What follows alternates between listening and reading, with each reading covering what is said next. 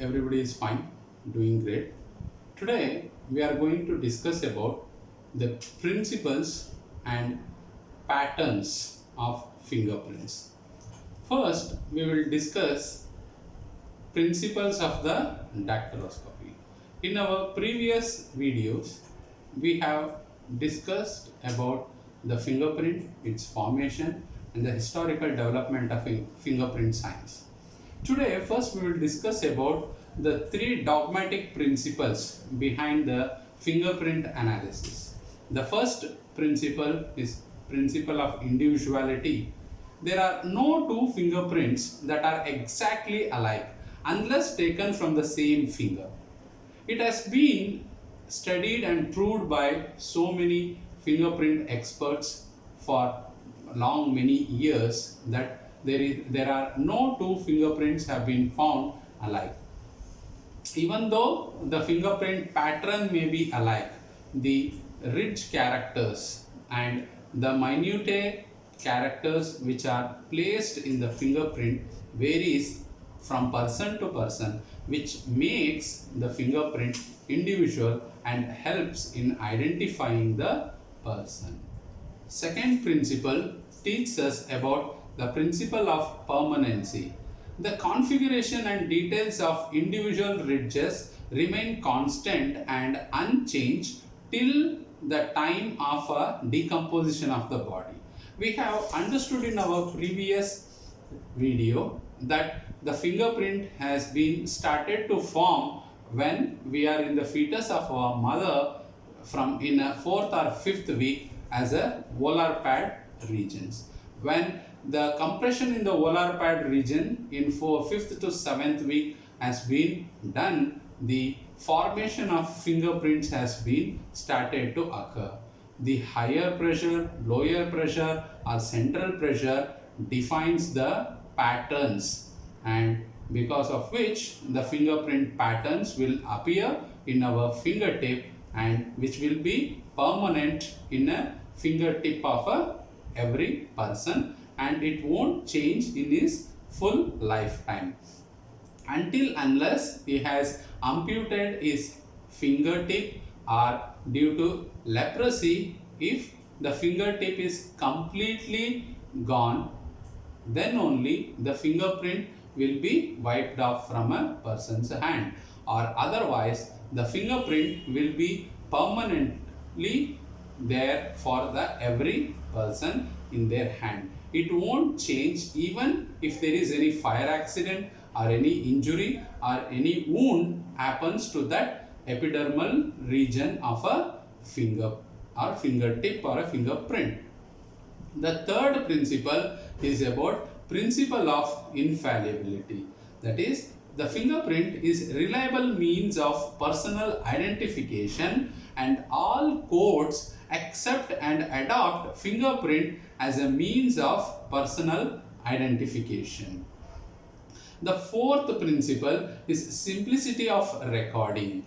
The recording of fingerprint does not need any big equipments. A small ink pad or a dye ink itself is enough, and a roller and a plain sheet using which we can take a fingerprints of a person. Even fingerprints can be taken from a dead person also. The fifth principle is simplicity of a classification. If we look into the classification of a fingerprints, very easily it has been done. It may be a single digit classification, it can be a 10-digit classification or primary classification or secondary classification, or it can be a pigeonhole method, whatever it is. Every digit or every classification is so simple, and because of which the study or classification of fingerprint is so easily done. So far we have understood the principles of dactyloscopy. Now we will look into the patterns of fingerprint.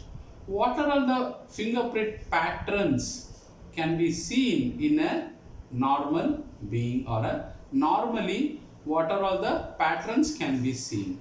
Generally, fingerprint patterns has been classified into three categories. One is arches, second one loops, third one whorl or composites.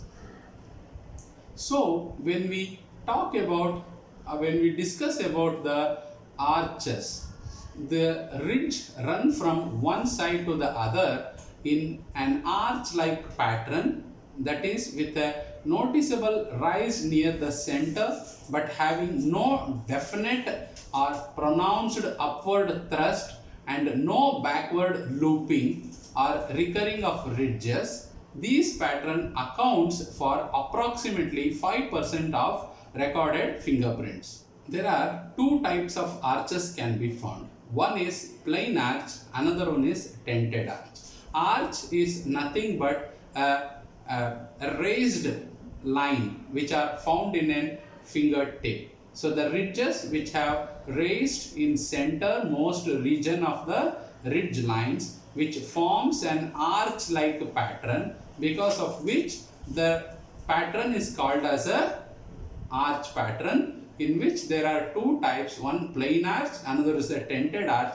Plain arch is a normal arching or a normal raise can be seen, whereas in case of dented arch there is a maximum arching or raise can be seen in a pattern. The second pattern or a group is loop pattern. Loop is a pattern in which one or more ridges enter on either side of the design, recurve in the form of a staple or a hairpin, pass between delta and the core, and finally terminate on or towards the same side of the pattern from which entrance was made.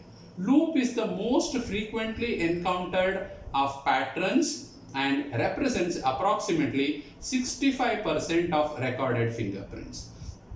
Basically, there are four types of loops are there: ulnar loop, radial loop, central pocket loop, twin loop, and lateral pocket loop. Ulnar loop is one type of fingerprint pattern in which the ridges flow toward the ulnar bone or little finger. Ulnar loop therefore derived its name from the ulnar bone of the forearm or little finger. Its symbol is letter U in classification purposes. Radial loop derived its name or initial R from the radius bone of the forearm. It is another type of a fingerprint pattern which is just exactly an opposite to the ulnar loop. Central pocket loop. This pattern combines feature of both the loop and the whorl. In this pattern, the majority of the ridges have the appearance of a loop, but in which one or more of the ridges within the pattern recurve about the core, thus forming a pocket. If an imaginary line is drawn between two deltas, that line does not cross or touch any of the circular ridges in center of the pattern, symbolized by letter C in the classification.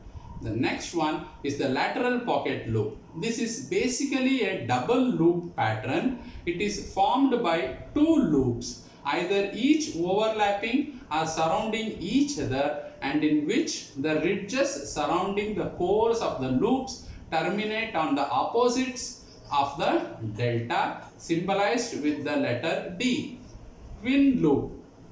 This is also a double loop pattern. The pattern is formed by the two loops either overlapping or surrounding each other and having the termination of the ridges representing the core of each loop separated by one of the deltas, symbolized by letter S.